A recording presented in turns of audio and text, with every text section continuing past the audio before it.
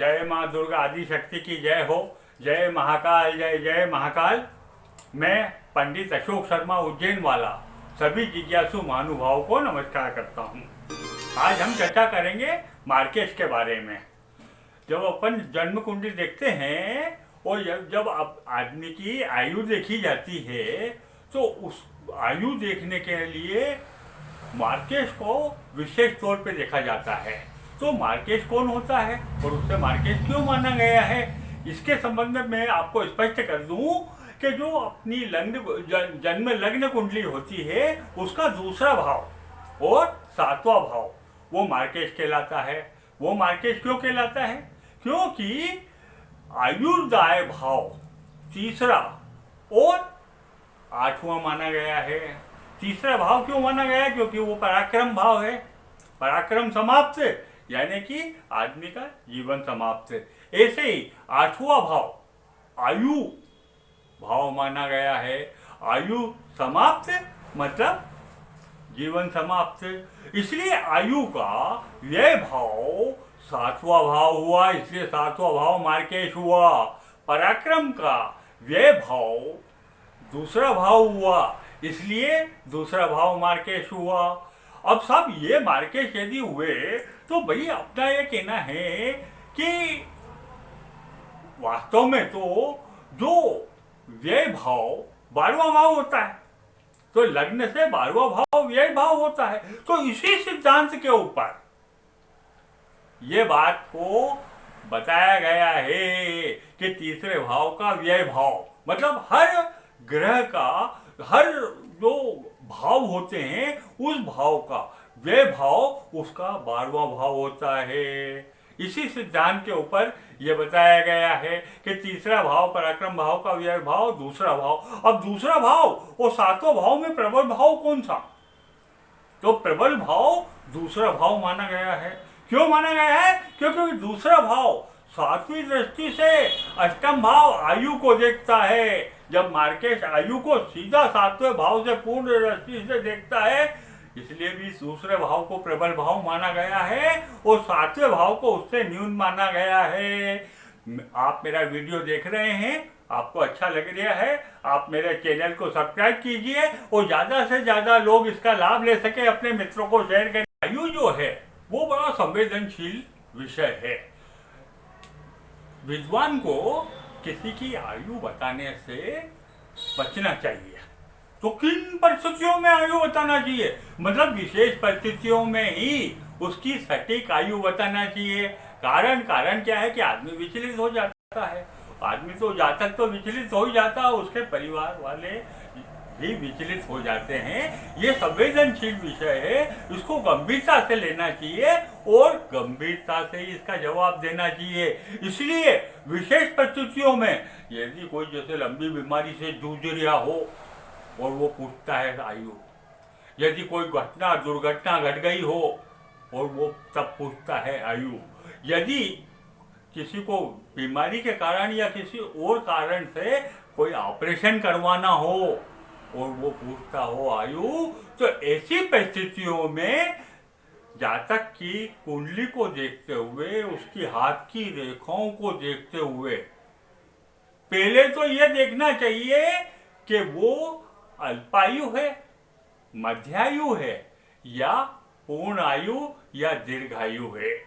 जब तक आप पहले ये नहीं देख लो तब तक मार्केश देखने की जरूरत नहीं, उसकी आयु देखने की जरूरत नहीं। सबसे पहले तो ये देखिए आप कि अल्पायु है, मध्यायु है, पूर्ण आयु है या दीर्घायु है। जब ये चीज देख लो तो ये कैसे देखो? तो उसकी हाथ की रेखाएं भी देखो आप। तो हाथ की रेखाएं देखो, उसमें आप मस्तिष्क रेखा देखो, हृदय रेखा देखो, आयु रेखा देखो, बुध रेखा देखो। इन रेखाओं को देखो कि ये बिल्कुल सीधी सरल है, गहरी है, इनके ऊपर कोई चिन्ह तो नहीं है, ये रेखाएं टूटी हुई तो नहीं है। जो चिन्ह है वो कहीं हुक लिए हुए, कहीं गड्ढा रेखा के बीच में जैसे घेरा डॉट पेन का, जैसे अपन डॉट पेन से लगा देते हैं बिंदु टाइप का, डॉट चिन्ह तो नहीं है, कहीं नक्षत्र चिन्ह तो नहीं है, कहीं रेखाएं टूटी तो नहीं है। ये सब चीज देख लो आप।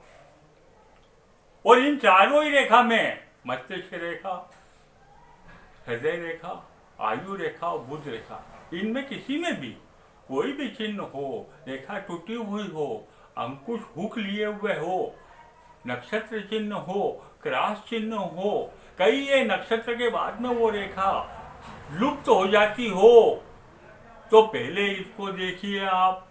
जब आप जन्म पत्रिका देखो तो उसके आयु भाव देखो आप, उसके मार्केश की स्थिति को देखो आप, उसकी आयु कितनी आ रही है उसको देखो आप, और रेखाओं को देख के न जन्म पत्रिका की कोई विश्लेषण करते हुए उसकी आयु को टैली करिए। जब तक उसकी आयु को आप टैली नहीं करते हो तब तक उसकी आयु, सटीक आयु बताना बेकार है। यदि आपको ऊहापोह की स्थिति मिलती है तो शास्त्रानुसार ऊहापोह की स्थिति ही बताइए।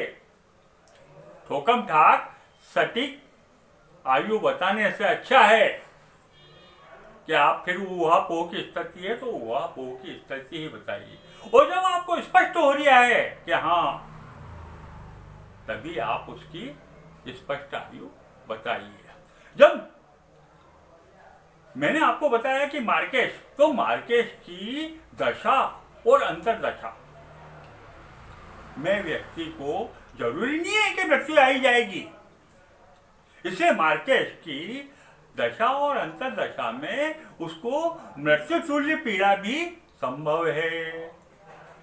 इसलिए आपको उसकी आयु देखना है, ये अल्पायु है कि मध्य आयु है कि पूर्ण आयु है कि दीर्घायु है। उसकी आयु देखोगे उस समय जब उसकी आयु पूर्ण होती हो, उस समय किसकी दशा, किसकी अंतरदशा चल रही है, उससे सटीक उत्तर आपको मिलता है। तो जब आप ये देखते हो तब आप ये देखोगे कि सबसे प्रबल किसको माना गया है, तो सबसे प्रबल माना गया है दूसरे भाव के मार्ग ग्रह को। तो दूसरे ग्रह में जो राशि है उसका स्वामी वो मार्केश हुआ। इससे न्यून सातवें घर में जो राशि है उसका स्वामी मार्केश हुआ। इससे न्यून दूसरे घर में यदि कोई ग्रह बैठा हुआ हो, वो उससे न्यून हुआ। और दूसरे घर का स्वामी के साथ यदि कोई ग्रह बैठा हुआ हो, वो उससे न्यून हुआ। फिर सातवीं ग्रह के साथ कोई ग्रह बैठा हुआ, वो उसके न्यून हुआ। और सातवें ग्रह में कोई ग्रह बैठा है या सातवें ग्रह के साथ किसी की युति है तो वो उससे न्यून हुआ। अब ये न्यून के अंदर यदि वो क्रॉस कर जाता है, मतलब ये दशाएं भोग लेता है, तो फिर द्वादश की जो दशा होती है वो मारक होती है। अब द्वादश की दशा में भी यदि भोग लेता है वो, तो फिर शनि को यम माना गया है। और शनि को यम माना गया है, शनि भी साक्षात मृत्यु है, इससे इनकार नहीं किया जा सकता। तो हर व्यक्ति के अंदर शनि मारक होता है। तो सबसे आखिरी में फिर आप ये भी देखिए कि शनि की दशा या अंतरदशा, और उसमें शनि की दशा में मारक की दशा और अंतरदशा। इस प्रकार से मारक ग्रहों की दशाएं देखी जाती है और उनकी अंतरदशाएं देखी जाती है।